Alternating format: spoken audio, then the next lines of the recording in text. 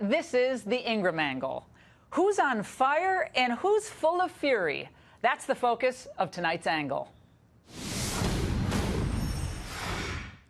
If any Democratic president had presided over the roaring stock market, 2 million new jobs created in 2017, and robust GDP growth that President Trump has presided over, the media would be churning out fawning coverage of him and his entire economic team.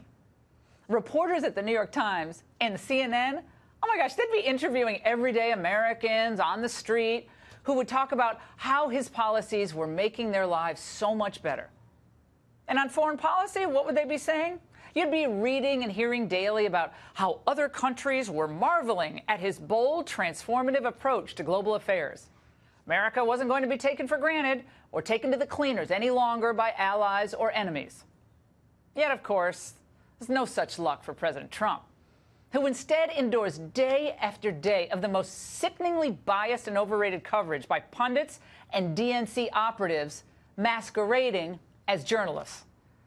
Like a good campaign operation, this comical commentariat coordinates their messaging.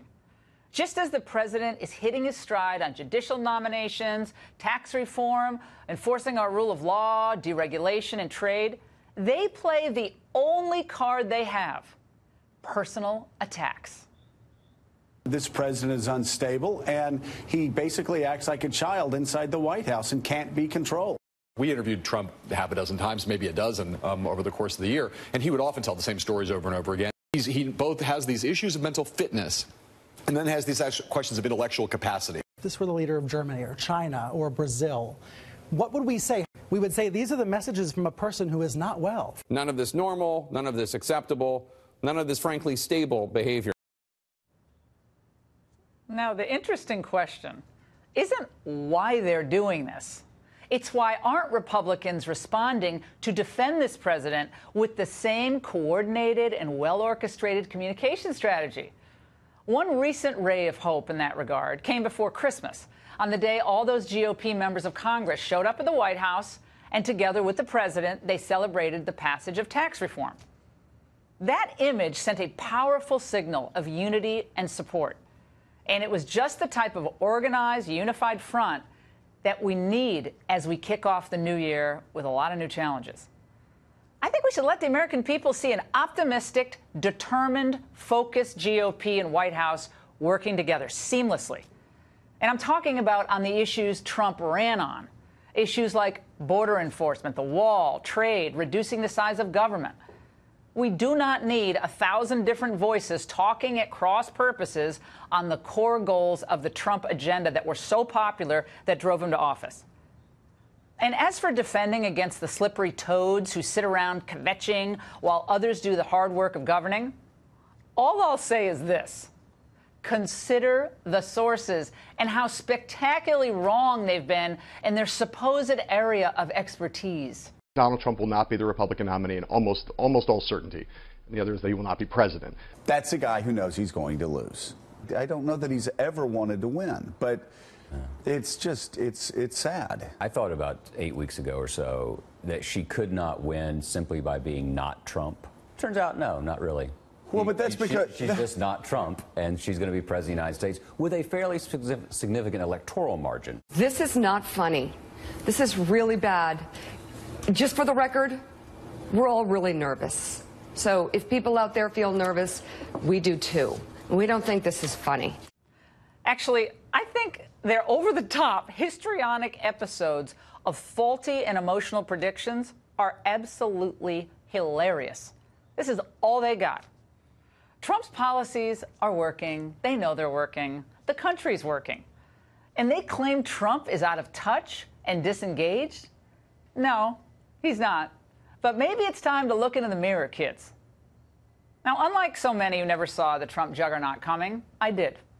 And I support the conservative populist agenda he ran on. But at the same time, I'll continue to be candid about the pitfalls and problems this administration faces.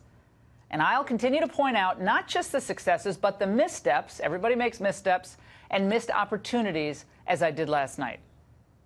Look, no White House staffer should have ever been encouraged to speak with a muckraker like Michael Wolff. How did he have access to the White House? Think about this guy. His book is replete with errors and unsubstantiated rumors, bad or no sourcing, and it contains lines that people may or may not have said. Hey, but don't take my word for it. Former Obama auto czar Steve Ratner wrote in a tweet, Bannon may well have said all that stuff, but let's remember that Wolff is an unprincipled writer of fiction. Then Maggie Haberman of the New York Times offered this insight.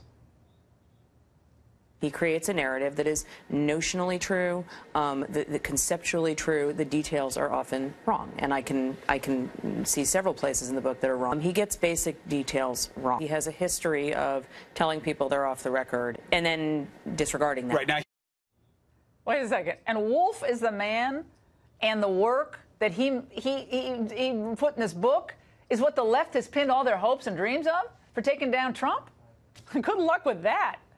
This is nothing but a left-wing la-la land stuff. Wolff is the type of author who traffics in broad generalities and poisonous, unsubstantiated facts. Mr. President, your political instincts are terrific. Remember, spitballs off a battleship. That means you're the battleship. Keep your eye on the prize. The prize is the American people. Wolff's lurid tall tales and embellished quotes are not going to negate the election, or they're not going to stop your progress on behalf of the American people.